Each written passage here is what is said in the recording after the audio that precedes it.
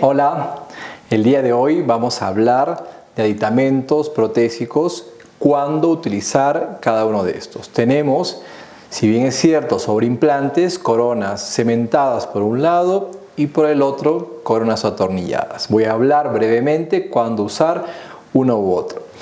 De preferencia, hoy en día intentamos que las coronas sean atornilladas mientras éstas no repercutan de alguna forma en la estética de nuestro paciente.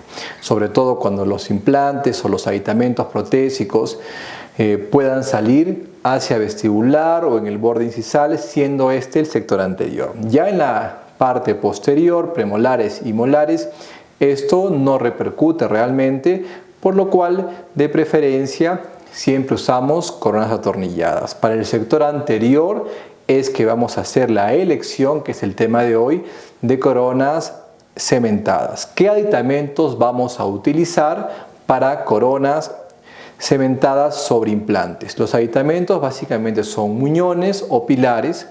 Estos muñones tienen distintas medidas. Para poder entender qué medidas utilizar, básicamente tenemos la altura del transmucoso, que no es otra cosa que la altura desde la cabeza del implante hasta la línea de terminación. Teniendo en cuenta que la línea de terminación tiene que encontrarse infragingival para que no aparezcan otras luz que el metal. ¿Ok? Siendo otras características que podrían ser circonio, más igual, ¿sí? Son un color que no refiere a una área estética. De todas maneras, siempre hay que tener en cuenta el perfil de emergencia de nuestro paciente y el implante, en la medida de lo posible, hacia palatino para que éste no exponga o no trasluzca alguna área metálica que puede representar algún problema estético para nuestro paciente. Ahora, muchos van a decir y se pensó en esto por mucho tiempo, es que en el sector anterior se puede usar también prótesis atornillada porque podemos orientar el implante hacia el cíngulo. Ahora, no es de todos los pacientes, pero muchos de ellos refieren cierta incomodidad porque no tiene un aspecto natural en la prótesis debido a que este aditamento está demasiado palatinizado y se crea, digamos, un espacio de la cerámica de la corona que interrumpe la fonética del paciente. Y muchos dicen, doctor, pero hablo con Z, no soy español o algo así. Entonces pasa mucho en nuestros pacientes, parece broma, pero es muy común. Por lo cual, hoy en día, dentro de la planificación de implantes en el sector anterior, la tendencia es que este salga en el borde incisal. No, y en algunos casos incluso ligeramente hacia vestibular, dependiendo, claro, de las características óseas. Ahí ingresa otra conversación que lo abordaremos más adelante, que es básicamente la planificación de los implantes y también, claro, muchas veces tendremos que optar por algún aditamento, estamos hablando de coronas unitarias, optar por algún aditamento angulado para poder corregir la angulación de algunos de estos implantes. Todo es diferente, cada caso es único. Tenemos entonces la altura de transmucoso que estábamos conversando, que en la altura de transmucoso, que es, otra vez les repito, de la cabeza del implante hasta la línea de terminación de nuestro muñón o aditamento protésico. Luego de ello tenemos distintos diámetros. En ese diámetro depende la marca, diámetros aproximados, digamos, de 3.3 milímetros a 4.5, 5 milímetros de diámetro, que sería básicamente para aditamentos en sector anterior. Como son más delgados, podemos optar tranquilamente y podemos decir que un diámetro de 3.3 milímetros responde muy bien en un canino, en un incisivo lateral, sí, o en un central. Esa es la recomendación para resumir un poco las cosas. Y ya para sectores posteriores, si yo quiero optar por una corona porque la chimenea está muy hacia vestibular, puede ser un premolar también que compromete la estética de la sonrisa de nuestro paciente y puedo optar por una corona cementada sin mayor problema.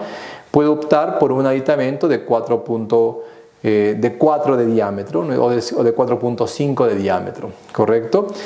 Ahora, la otra medida que vamos a tener, vamos a repasar, tenemos altura de transmucoso que va desde la cabeza a la línea de terminación de nuestro aditamento protésico, el cual, no se olviden, tiene que quedar siempre infragingival. Lo otro es el diámetro, que puede ser de 3.3 de diámetro o 4.5 o 5 en algunos casos. Y lo otro es la altura que tenemos, ¿no?, con referencia a nuestra antagonista. Normalmente una altura que puede variar de 6, depende de la pérdida ósea, muchas veces de 6 a 8 milímetros, hasta 10 milímetros a más en algunos casos, correcto, de acuerdo al sector en el cual yo voy a trabajar. De preferencia, el sector anterior optamos por una longitud, digamos, de 6 milímetros. ¿Por qué? Porque da la superficie suficiente para que este implante con el tiempo, si es que una corona cementada, no termine aflojándose. Y ahí un aditamento, por ejemplo, ¿no?, de 3.3 por 4 de altura, ¿no?, la altura de la oclusión, digamos, a la altura hacia el antagonista, cuando tenemos muy poco espacio, termina muchas veces con ciertas incomodidades porque termina aflojándose las coronas. Es un aditamento que usamos o les recomiendo usar en una última opción, de preferencia 3.3 de diámetro por 6 de altura al antagonista, que funciona muy bien, corresponde muy bien. Va a ser rarísimo el caso que no sea así. En todo caso, puedo dejar mi aditamento un poco más infragingival con el fin de que pueda contar con esa altura para que ingrese bien un aditamento de 6 milímetros. Para hacer un resumen, tengo básicamente en los muñones o los aditamentos cementados tres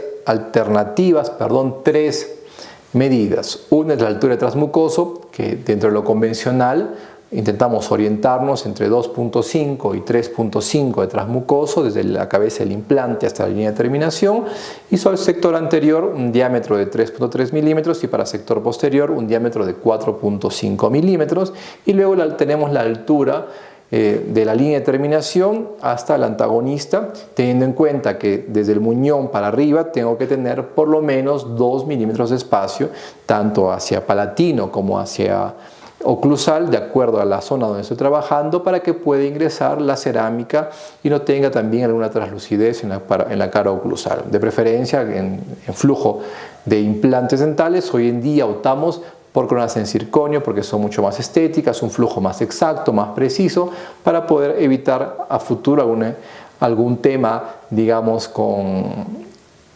que favorezca la encía en cuanto a inflamación o algún proceso que se le pueda formar al paciente, alguna incomodidad que se pueda tener. En nuestro próximo tema vamos a abordar coronas atornilladas, claro, también haciendo una comparación entre atornilladas y cementadas. Cualquier cosa, estamos para ustedes. Síganos en nuestras redes sociales. Nos vemos la próxima.